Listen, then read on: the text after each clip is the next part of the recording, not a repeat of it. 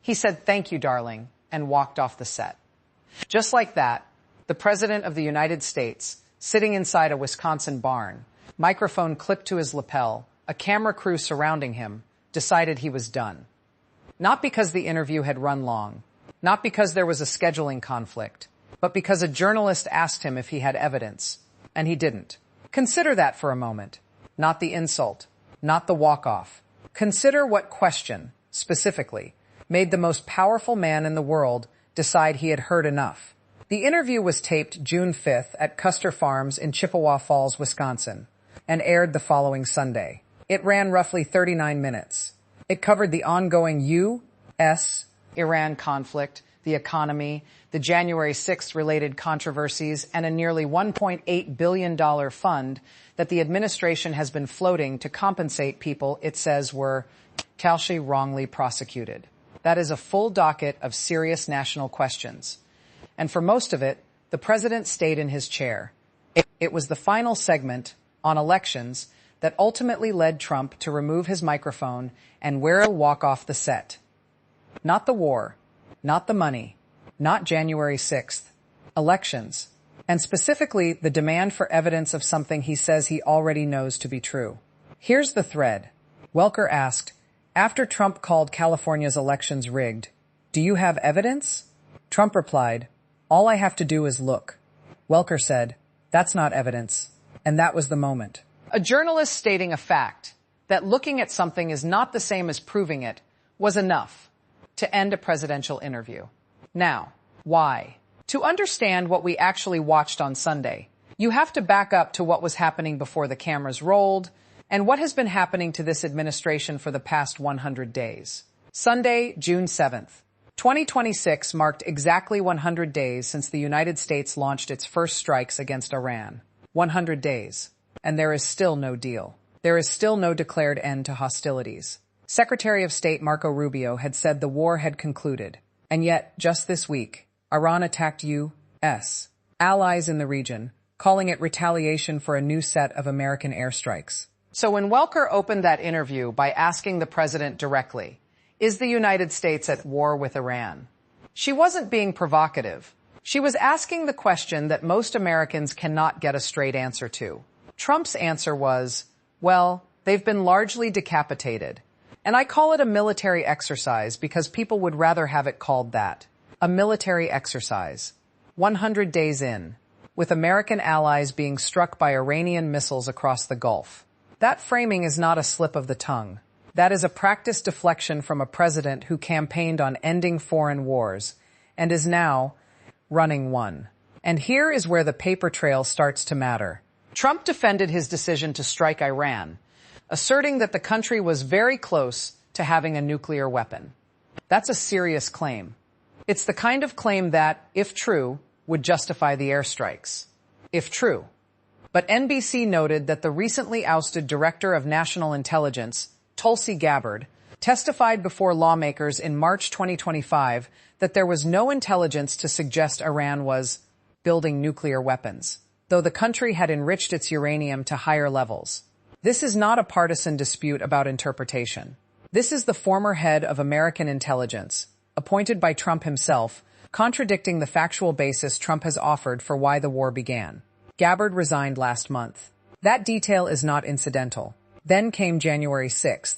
Trump told Welker that the people who stormed the Capitol on January 6, 2021, were being ushered into the building by law enforcement.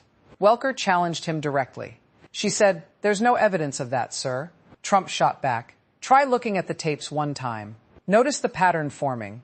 In both the Iran exchange and the January 6th exchange, Trump's response to the absence of evidence is to assert that looking, simply looking, constitutes proof.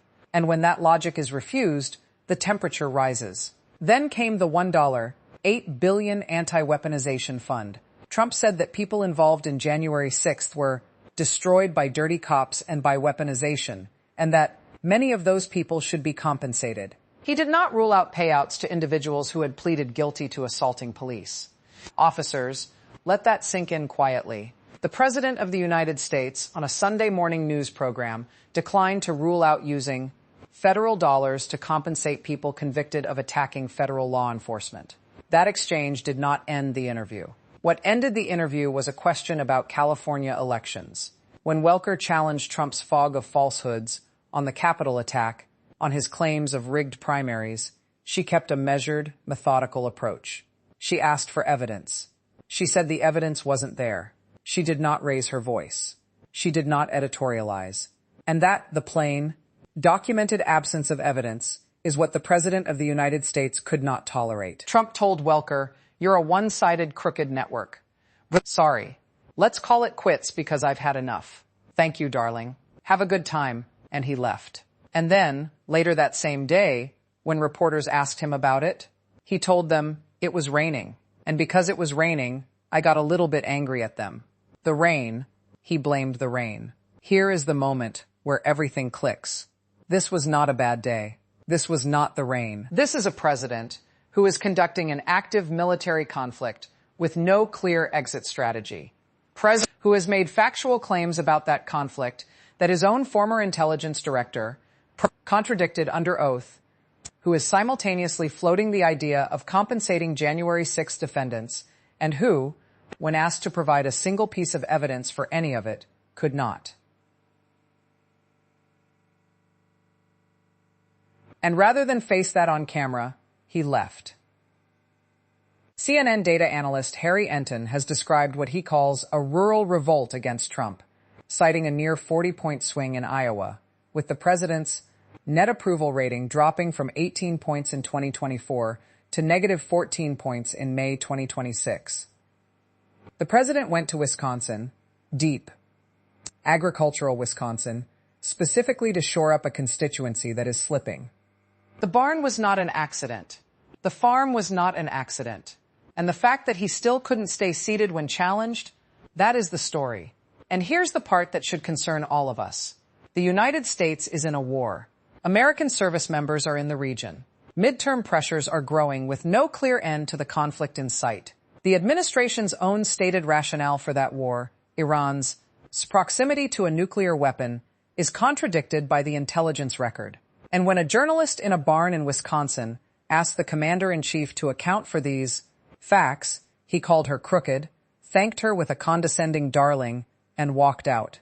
Leaders who are confident in their decisions do not walk out of interviews. Leaders who are confident in their evidence produce it. Leaders who have a clear plan for a war they started do not describe it as a military exercise, because people would rather have it called that. That is not confidence. That is the language of a man managing a story he can no longer control. Two questions remain open. First, what exactly did the American intelligence community know, and when, about Iran nuclear program before the strikes of June 2025? Gabbard's testimony, made under oath before she was removed from office, is on the record. It directly contradicts the president's stated justification. That gap has not been investigated publicly, and no one in Congress has subpoenaed the underlying assessments. Not yet. Second, the anti-weaponization fund. The administration says it is not moving forward, yet the president himself declined to rule it out on national television. What is the legal authority for that fund? Who determines eligibility? And if it can be extended to individuals convicted of assaulting police officers at the Capitol, what exactly is the limiting principle? These are not rhetorical questions. They are the questions a free press is supposed to ask. And on a rainy Friday afternoon in Wisconsin, one journalist kept asking them, calmly, factually, without drama, right up until the President of the United States decided he's had enough of being asked.